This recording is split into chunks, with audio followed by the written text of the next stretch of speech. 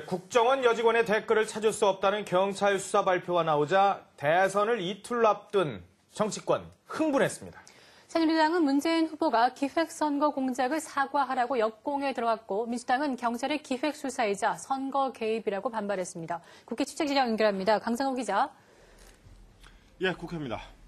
새누리당, 역공의 빌미를 잡았다고 볼 수 있을까요? 예, 새누리당 박근혜 후보 측은 민주당의 선거 공작이 확인됐다며 총공세에 들어갔습니다. 박근혜 후보는 천안 유세에서 문재인 후보는 인권 유린에는 말이 없다며 사람이 먼저가 아닌가 보다라고 말했습니다. 또 민주당이 경찰 발표를 비판한 데 대해서는 민주당은 경찰과 선관위 발표는 못 믿고 낙곰수만 믿느냐고 비꼬았습니다.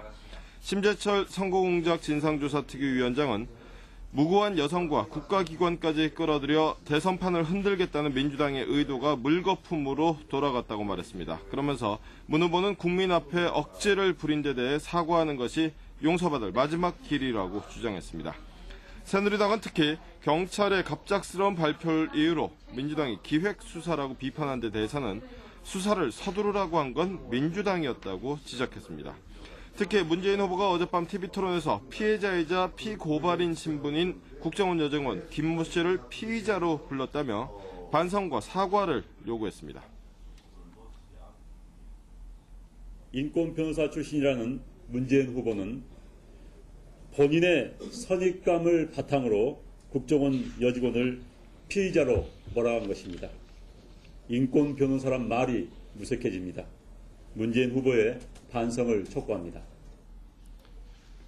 국정원의 선거 개입 의혹이 막판 악재가 될 것을 우려했던 새누리당은 댓글이 없다는 수사 결과를 계기로 오히려 승기를 잡게 됐다는 분위기가 역력합니다. 네, 민주통합당으로서는 당혹스럽게 된 것 같은데요. 예, 민주통합당은 문재인 후보가 직접 나서서 이 경찰의 수사 결과를 비판하면서 이 국정원 선거 개입을 기정사실화했습니다. 새누리당 정권이 국정원, 경찰, 언론을 총동원한 가전불급과 편법으로 정권을 연장하려 하고 있습니다. 문 후보 측은 댓글을 찾지 못했다는 경찰 발표는 부실 수사의 결과라고 주장했습니다. 박영선 선대위원장은 44시간 만에 제출한 컴퓨터는 모든 증거가 인멸된 것 아니냐는 의혹을 자아낸다고 말했습니다. 통상 일주일 걸리는 하드디스크 복원을 사흘 만에 끝나는 것도 믿을 수 없다는 입장입니다.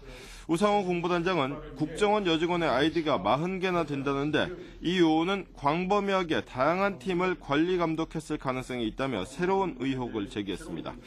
또 밤 11시에 수사 결과를 기습 발표한 것은 청와대 지시가 있었거나 박근혜 후보 캠프와 관련돼 있다고 합리적으로 의심할 수밖에 없다고 말했습니다. 민주당은 국정원 여직원 사건을 총체적인 관권선거 의혹으로 확대한다는 전략으로 보입니다. 대선 꼭 이틀 남았는데 후보들 이제는 정말 가장 중요한 곳만 갈 것 같은데 역시 수도권 찾았군요. 예, 새누리당 박근혜 후보는 오늘 충남 천안을 시작으로 경기도 화성, 그리고 수원, 군포, 시흥, 광명, 부평, 고양에서 잇따라 유세를 엽니다.